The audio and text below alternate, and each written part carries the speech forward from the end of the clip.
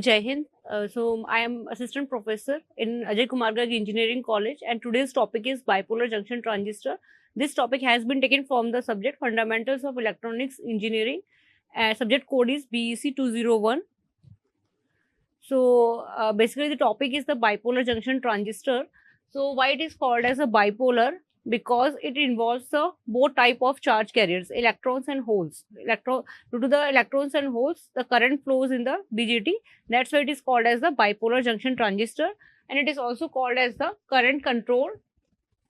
Current device. So why it is called as a current device? Because in this the output current is controlled by the input current, and it consists of the three terminals, that is called the emitter, base and collector. That is the emitter, base and collector. Emitter provides the charge carriers, and it is heavily doped among all base and collector collects the charge carriers, and base controls the flow of charge carrier in between the emitter and the collector. So emitter, the portion on one side of the transistor that supplies charge carriers to the other two portions. The emitter is heavily doped. Emitter of PNP transistor supplies whole charges to the junction with the base. Like if we have a PNP transistor or NPN transistor, like this is the NPN transistor, and here NPN transistor, this N is the emitter, this is the base, and this is the collector. And here this is a PNP transistor. So in PNP transistor, this is the emitter, this is the base, and this is the collector. So here emitter is N type. So the majority charge carriers are electrons here, and it is heavily doped. It provides the charge carriers. These electrons moves towards the base side, and base, the thickness of the base is taken very small in comparison to emitter and collector. So that's why the recombination rate is very small here, because electrons will come in the base, and base is of p type. P type has a majority of the holes here. So in this part, electrons and holes will recombine, and rest of the electrons, they will move into the collector, and they will be collected in the collector. That's why collector current will be flowing. So this is how we take the structure of the transistor. And here the emitter is a p type, so it provides the holes, and these holes moves towards the base, and base is of N type. So, and the thickness of the base is very small in comparison to emitter and collector, and it is the majority charge carriers in base is the electrons. So holes and electrons, they recombine and the base, as due to which base current will be flowing, and so rest of the holes, they will move towards the collector, and they will be collected in the collector, due to which collector current will be flowing. So this is how this transistor action takes place. Now the collector. So collector is a portion on the other side of the transistor, that is the opposite side of the emitter. It collects the charge carriers, like charge carriers may be of electrons and holes. The doping level of the collector is in between the heavily doping of the emitter and the light doping of the base. And the base is the middle portion, which forms two p-n junction between the emitter and the collector. The base of the transistor is thin as compared to the emitter and is a lightly doped portion. The function of the base is to control the flow of the charge carrier between the emitter and the collector. So, so in this case, we can also we can say, if we connect two diodes back to back, can we make a transistor? Like we have two diodes, P and P. So we connect these two diodes back to back, like in this way, P and P. So can we make a transistor? So is it possible or not? This is not possible, because in the P, like this is the transistor. So this is the emitter, this is the base, and this is the collector. And we have already know that there are some specifications while manufacturing this transistor. Like emitter is of highly doped, size of the collector is very large, and base is of very thin, and the doping level of base is also very low. So there are some specifications while making these transistors. So when we connect these diodes back to back, the thickness of the base will become very large, and the doping level of the emitter will not be very high, and the size of the collector will not be very large. So all these things will affect, and when we connect two diodes back to back, it cannot work as a transistor. So this is how we can operate bipolar junction transistor in 3 modes. Like this is the cutoff mode, active mode, and the saturation mode. In cutoff mode, like we have a this is the transistor we have N, P, and so this is the emitter, this is the base, and this is the collector. So the input circuit, this is the configuration, common base configuration I have taken.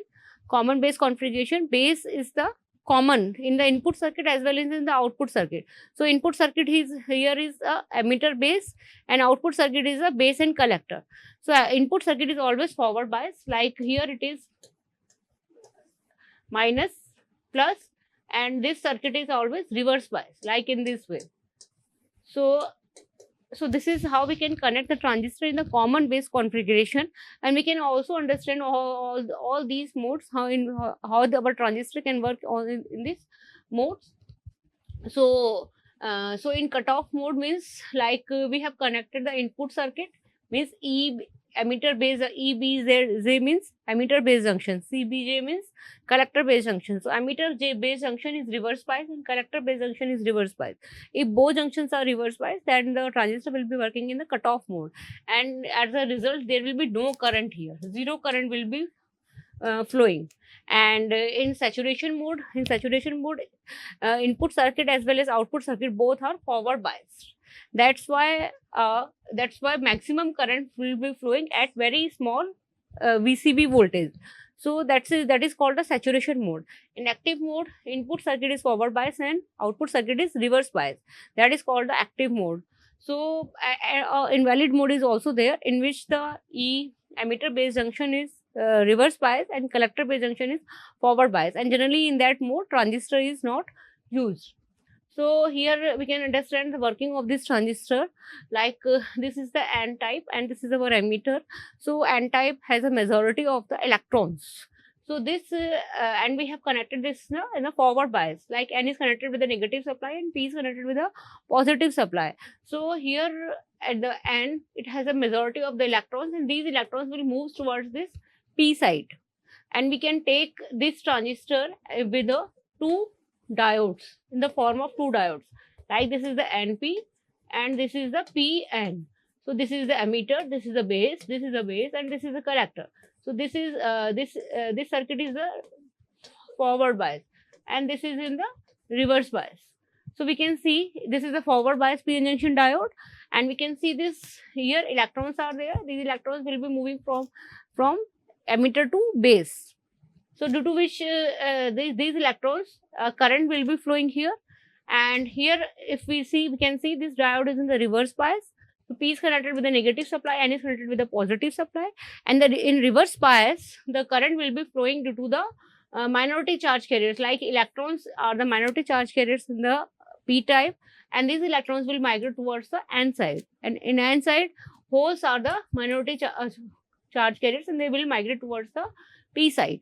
So we can see if we combine these two diodes, they will form this common base transistor configuration, and we can see the final current that is flowing in the collector. That current will be due to this majority charge carriers, means like electrons are moving from emitter to base. Some of the electrons will recombine with the holes in the base, and rest of the electrons they will migrate towards the collector, and they will form the IC majority. And due to the reverse bias of this, in this case base and collector junction, they are reverse bias, and due to the reverse bias reverse saturation current will be flowing, and that current is called as the ICBO or ICO. This is the current. So total collector current, by combining these two diodes, total collector current will be equal to IC is equal to IC majority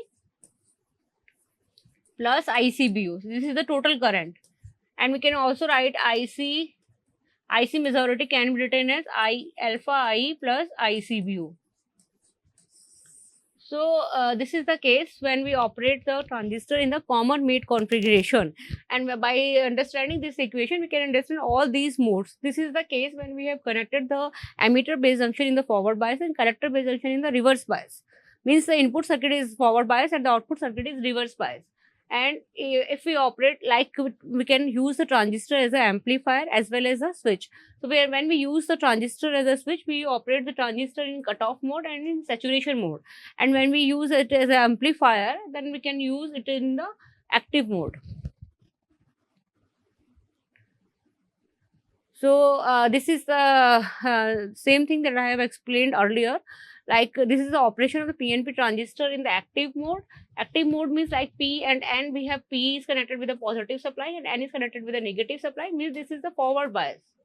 And here we can see the N, that is the base, is connected with a positive supply, and P, that is the collector, is connected with a negative supply. So this is the reverse bias. So this configuration is called as this mode of operation is called as the active mode.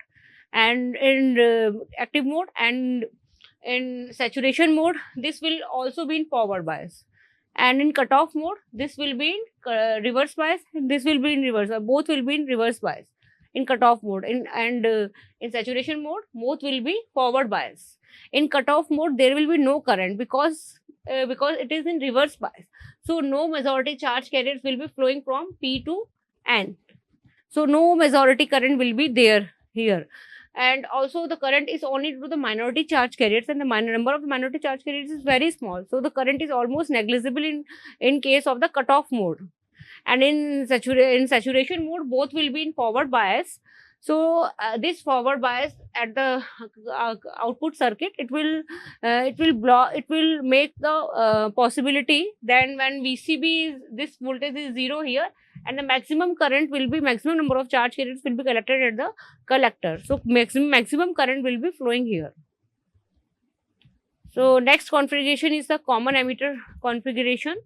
So in common emitter configuration, the base is the input terminal and collector is the output terminal. Emitter is the common terminal for both input and output, and that means the base terminal and common emitter terminal are known as the input terminals, whereas the collector terminal and common emitter terminal are known as the output terminal. The common emitter amplifiers are used when large current gain is needed. So in the previous case, we have seen the common base configuration. The major application of the common base application is that it is used in high frequency applications. And generally the current gain in case of the common base configuration is very low. It is given by the factor like alpha, and its value is 0.99 or 0.95. So it is less than 1. So in case of common base configuration, current gain is always less than unity. So generally it is not used as an amplifier, common base configuration. And in common emitter configuration is generally preferred as an amplifier because here current gain and voltage gain both are achieved, sufficiently achieved. And in case of the common collector configuration, voltage gain is less than unity. So it is generally used for the impedance matching purpose. So in common emitter configuration, if we see, we have an NPN transistor like in this way. This is N, this is P, and this is N. This is emitter, this is base, and this is the collector. So in common emitter configuration, base and emitter is the input circuit, and input circuit is always forward biased. So it will be connected with a positive supply, and it is connected with a negative supply. So this is how we have connected the input circuit, base and emitter, and the output circuit, that is a collector and emitter. So collector is always kept reverse bias. So this will be connected with positive, and emitter will be connected with the negative. So this is how we can connect the NPN transistor in common emitter configuration. Now we can mark the current, like this is the base and emitter, this is P type and N type. So direction of current will be in this way. This is the emitter current, and emitter current is the sum of base current and the collector current. So direction of current can be drawn in this way. So this is how we can connect the NPN transistor. And if we have a PNP transistor, so what changes we can make here? This is our PNP transistor, this is emitter, this is base, and this is collector. So here base and emitter is the input circuit, and it is always forward bias. So we can connect it here in this way, like this is minus, this is plus. And collector and emitter, it will be reverse bias. Collector will be connected in the reverse bias. So it will be like in this way.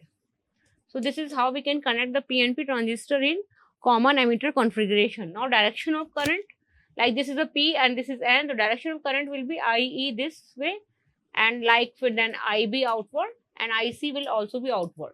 So this is how we can mark the direction of current in case of the common emitter configuration.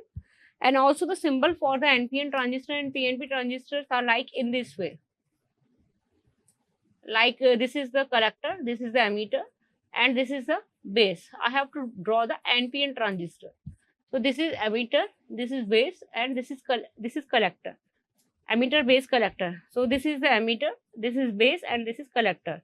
So this is base is N, base is P type, and emitter is N type. So direction of current will be always from P to N. So there will be an arrow always in the emitter side. And for PNP transistor, like in this way, this is the base, this is collector, and this is emitter. And this is for the NPN transistor. This is N, this is P, this is N. So this is NPN transistor, sorry, NPN. Sorry, we have to draw the PNP transistor. So this is a PNP transistor. Direction of current is always from P to N.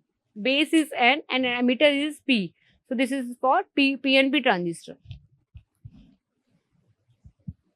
Now if we want to connect the, like in this configuration, this is our NPN transistor. This is our emitter. Base and emitter is always forward bias. So this is the forward bias configuration. And this is the collector is always reverse bias. So that's why we can connect here this way. So this is for the NPN transistor in common emitter configuration. This is base and emitter is forward bias and collector emitter is reverse bias here. And if we have a PNP transistor, like this is P, this is N, this is P. And now direction of current will be in this way, and this is forward bias, and this is reverse bias. So this is how we can connect the common emitter configuration for NPN and PNP configuration.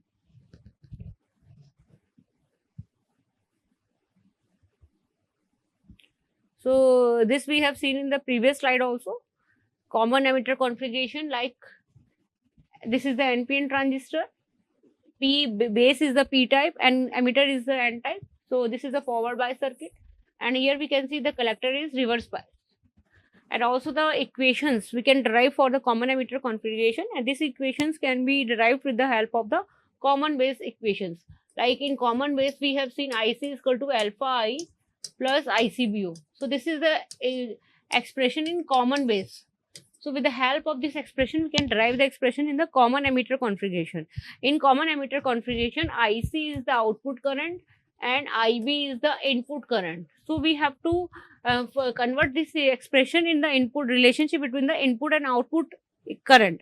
So in common emitter configuration, emitter current is neither the input nor the output. That's why we can remove here.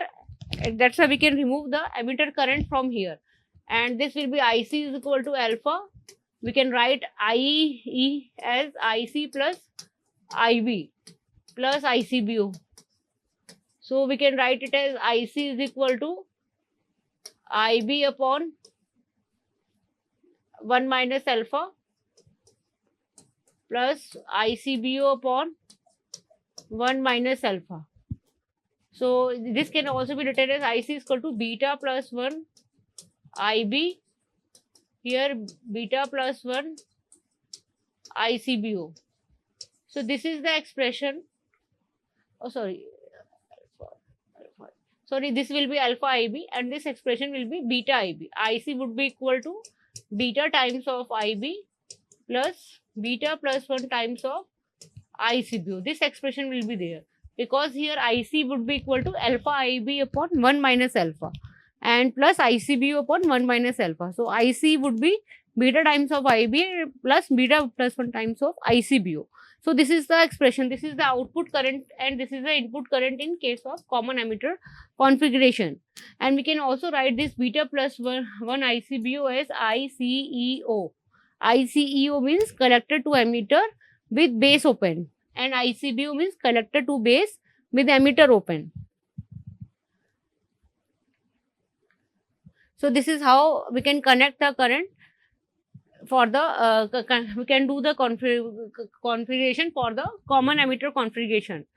Like this is the N, this is the P, and this is the N. This is the NPN configuration. P and N they are connected with the forward bias supply, and here it is the reverse bias. So this is how we can connect the transistor in the common emitter configuration. And these are the input and output characteristics for the common emitter configuration. So in common emitter configuration, we have derived the expression like IC is equal to beta times of IB plus beta plus 1 times of ICBO. So if we make IB 0 here, IC would be equal to beta plus 1 times of ICBO. And beta plus 1 can also be written as beta times of ICBO. So here we can see this is the ICEO that is written as beta times of ICBO. And here the IB is equal to 0. As input characteristic is plotted in between the IC and VC. Like we have taken this diagram as PNP. This is the emitter, base and collector. So this was forward bias and this was reverse bias. So we can see this is our input circuit. So here input current is our base current. And the voltage is the input voltage is the VBE voltage. So input characteristic curve is plotted in between the VB and IB. This is plotted in between the VB and IB because input circuit is taken here, and keeping the output circuit voltage, that is the VCE, constant. So here the VCE is taken as constant. So input characteristic curve is always plotted in the input side circuit and taking as the input current and the input circuit voltage. Plotted in between input current and input circuit voltage and keeping the output circuit voltage as constant. And output characteristic curve is plotted in between the output current and the output circuit voltage and keeping the input current as a constant current. So here the output characteristics curve will be plotted in between the IC versus VC and keeping IB as constant. So this is the output characteristics curve we can see here, and here we can see IB is equal to 0. So this graph will be at IB is equal to 0. This graph will be ICEO is equal to beta times of ICBO. So beta is about 100 times. So here current will be very high. Like in case of the common base configuration, this current and IC is equal to alpha times of IE, and alpha is 0.99. So if it is 10, then IC will be 9. So in case of the common base configuration, input and output current are mostly almost same. But in case of the common emitter configuration, output current is 100 times more in comparison to the input current. That's why current gain is very high in this case, and also the voltage gain is also very high. That's why this configuration is used as a amplifier for amplification purpose. And this region is called as the active region. And this region here we can see if the current in this part the output current is 0. Output current is 0 means this is a cutoff region, and this is a saturation region. And in input characteristic curve we can see this curve is in this curve the diode is the BJT is similarly acting as a forward bias PN junction diode, and it is nearly conducting at the 0.5 or 0.6 volt. And in this region also it has a very low resistance, and in output characteristics it offers the high resistance.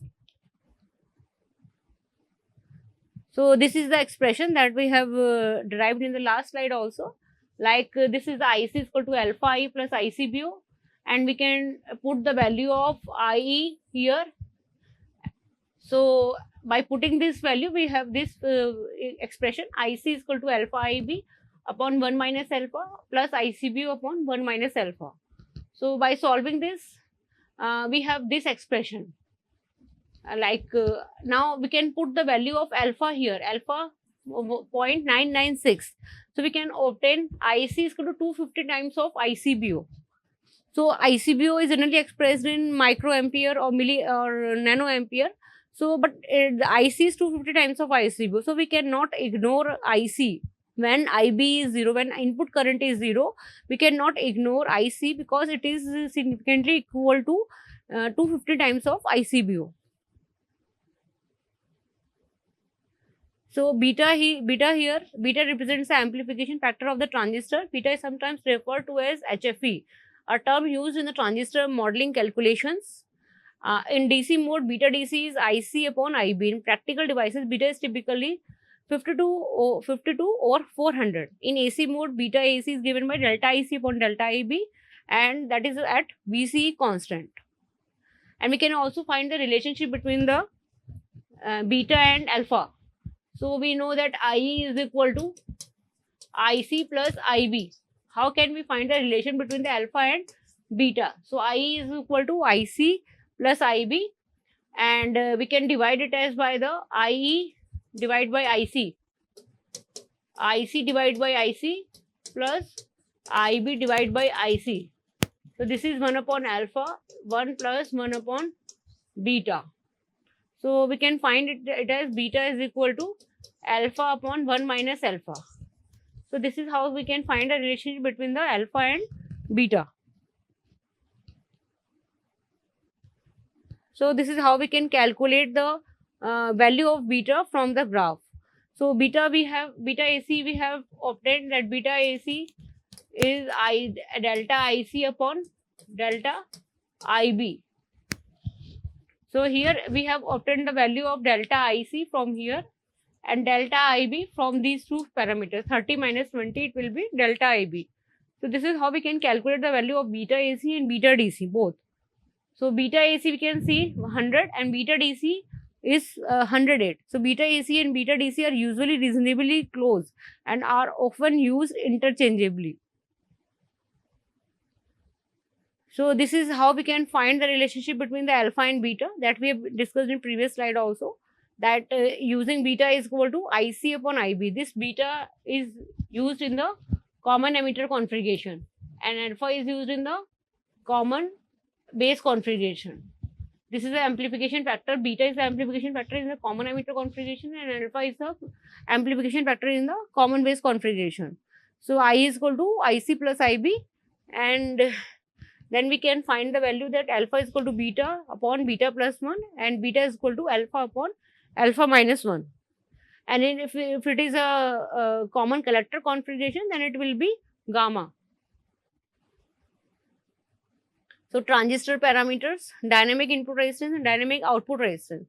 Dynamic input resistance defined as the ratio of the change in the input voltage or base voltage to the corresponding change in the input current or base current, with the output voltage VC kept constant. In common emitter configuration, the input resistance is very slow. And the dynamic output resistance defined as the ratio of the change in output voltage or collector voltage to the corresponding change in the output current. So we can find all these parameters by using the input and output characteristic curve. Current gain. The current gain of a transistor in common emitter configuration is defined as the ratio of the output current or collector current to the input current or base current.